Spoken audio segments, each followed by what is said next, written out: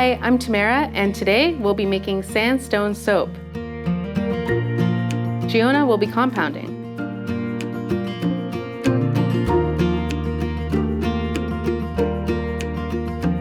Sandstone soap is actually inspired by people in Brazil that go to the beach and they take wet sand on their hands and rub it all over their body.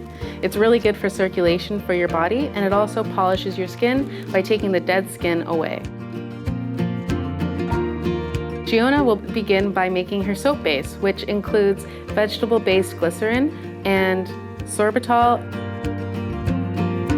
After that, Chiona is going to add in her color, essential oils, and also some stodge, which she doesn't want to melt down too much. She still wants it to have a flaky kind of consistency. We're having gloves, technical issues.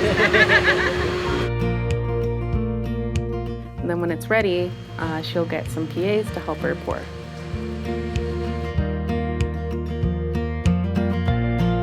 It's time to get her hands dirty. They are actually adding sand into the mold. They want the sand to be perfectly suspended in each piece of soap.